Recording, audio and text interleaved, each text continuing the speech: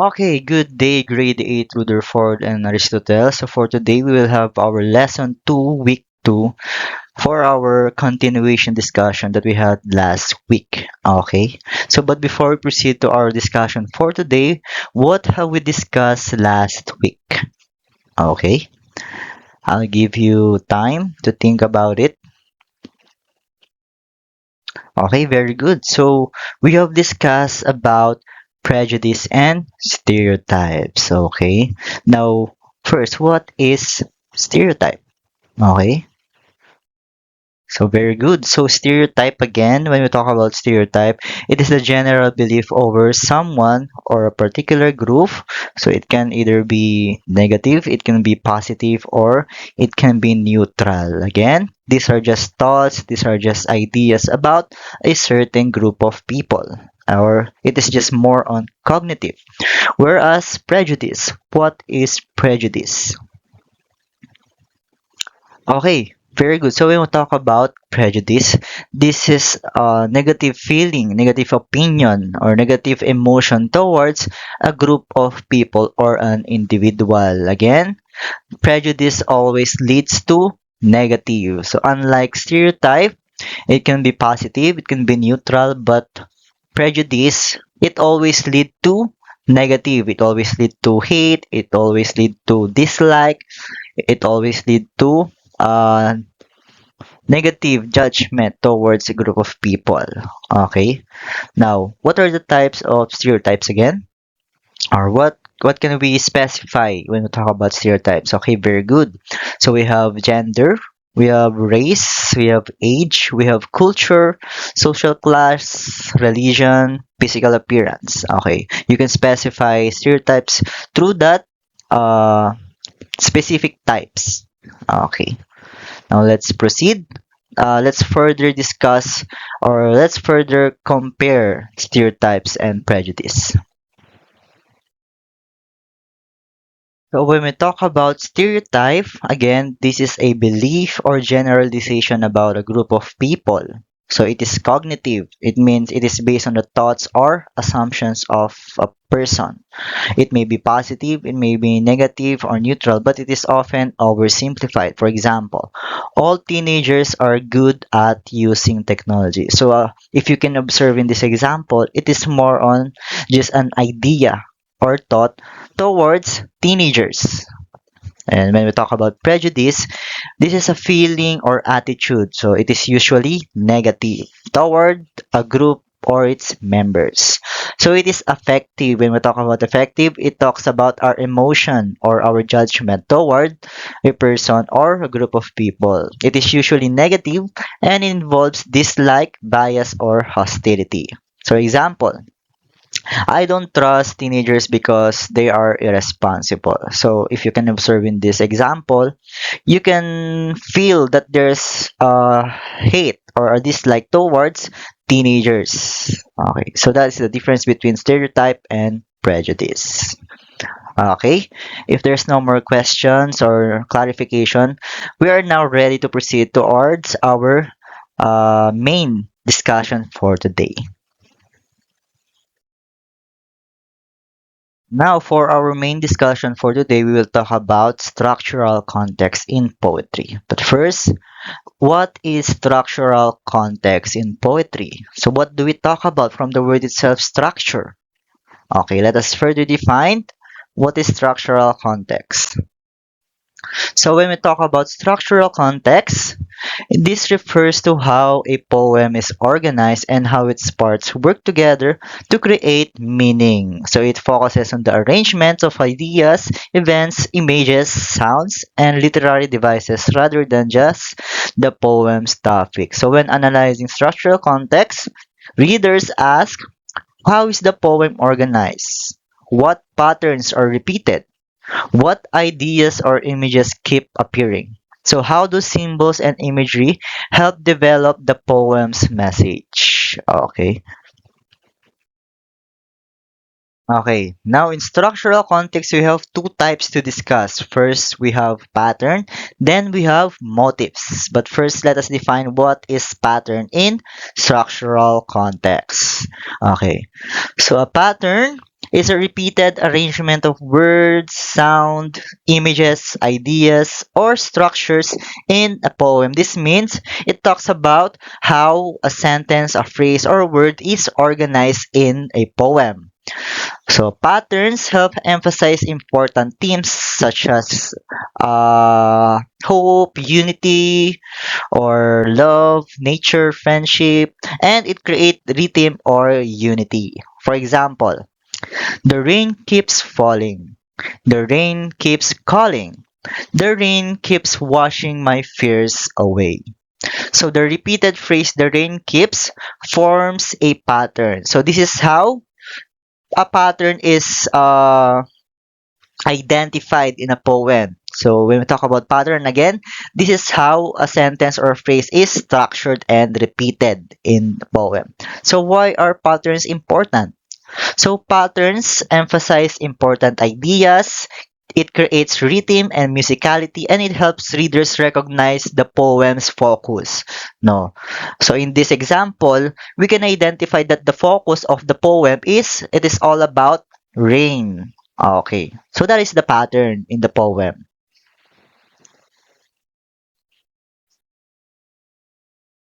Let's have another example.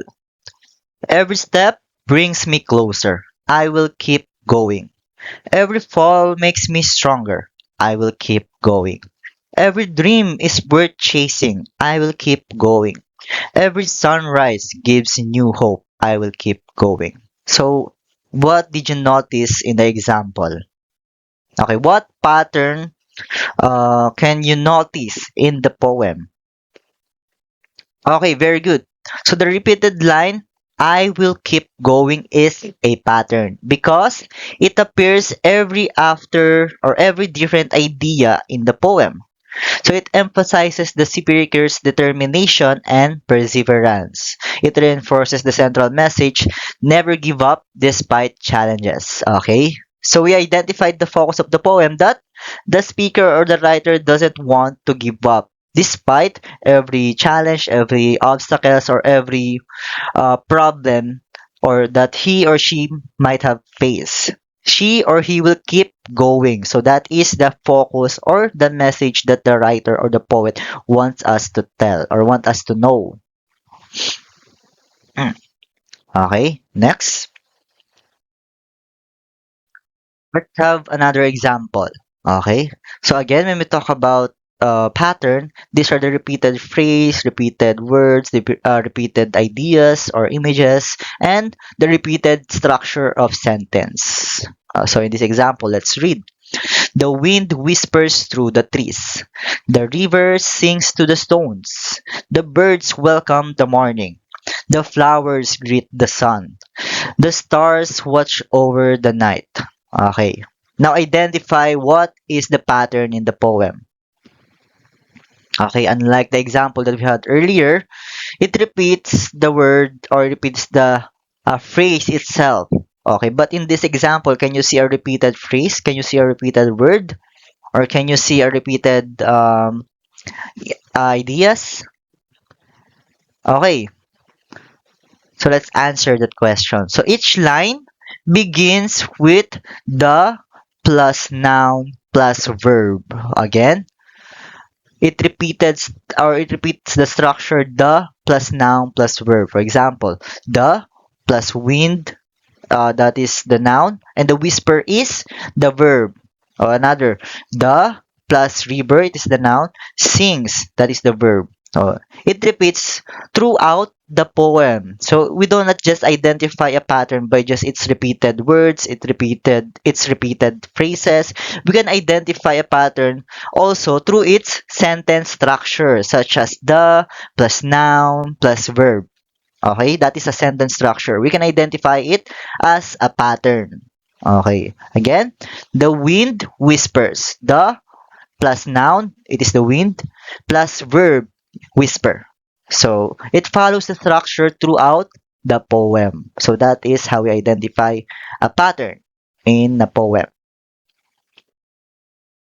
Okay, now that we're done in identifying and defining what is a pattern, let's talk about what is a motif. So a motif is a recurring object. image, word, phrase, or idea that appears throughout a poem. So it also talks about the literary work to reinforce its theme. So unlike a simple pattern, a motif carries symbolic meaning. Okay, let's talk about pattern again. When we talk about pattern, we talk about the organization, the arrangement of words, ideas, and sentences. Whereas motif, each word carries its symbolic meaning. For example, every time the speaker feels lost, birds appear. So when we hear the word bird, we might think for its literal meaning such as birds have two wings, it has feathers, it belongs to the group of Ave. But if we think deeper and give it a symbol, a person might think a bird symbolizes freedom or it can also symbolize hope. Okay, that is motive in a poem. Okay, next. Okay, so when we read the poem, here are some example common motifs that we can encounter. So for example, a journey. Journey can symbolize or represent growth or self-discovery. Seasons. It can symbolize stages of life. Water. It can represent cleansing, renewal, or life. Light. It can symbolize hope, true truth, or knowledge. And darkness, it can symbolize fear, mystery, or sadness. Again, when we talk about motif, we give deeper meaning through each word that we can encounter in a poem. Okay, next. Let's have an example. So when the road was dark, a candle lit my way. When fear surrounded me, the candle still burned. When hope seemed lost, its gentle flame remained. Through every storm, the candle never faded. At sunrise, I realized the candle had always been inside me. So the recurring image of the candle or its flame is the motive. Why? Because it appears several times throughout the poems. So what does the candle symbolizes? Okay, so if you think deeper, the candle symbolizes hope, courage, or inner strength. So each time it reappears, it reminds the reader that hope continues even during difficult times. Okay, next. Okay, another example. A bird soared above the mountains. I wished for wings to leave my fears behind. My dreams grew wings with every challenge I faced. At last, I found the courage to spread my own wings. Oh. So the repeated motif in this poem is the word wings. So the wings represents freedom, growth, and achieving one's dream. Okay, that's an example of motif in a poem. Okay, next. Okay, let's have a recap before we proceed to our next topic. Okay, let's further compare the two. Okay, so when we talk about pattern again, it is a repeated arrangement or structure in a poem, whereas motif, a recurring image, idea, symbol, phrase, or elements that develops meaning. Okay, again, pattern it talks about the arrangement or organization. Motifs talks about the symbolic or deeper meaning of words, ideas, and images in the poem. Okay, pattern. It is how elements are organized or repeated. Motif.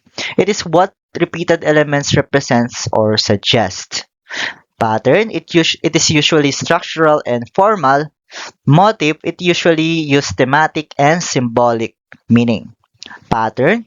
It is the repeated rhyme scheme, stanza, structure, rhythm, parallel sentence, and repeated sounds. Whereas motif, it is the repeated images of water, darkness, birds, seasons, mirror, or a recurring phrase. So each word again has its deeper meaning. Pattern, it creates unity, rhythm, and organizations. Motif, it reinforces theme and gives each word a deeper meaning. Okay, so that's the difference between a pattern and the motive. Okay, so that's all for our structural context in poetry. Now, I believe we are all ready to proceed in defining what is historical context in poetry. Okay, we're done in structural. Now let's proceed to historical.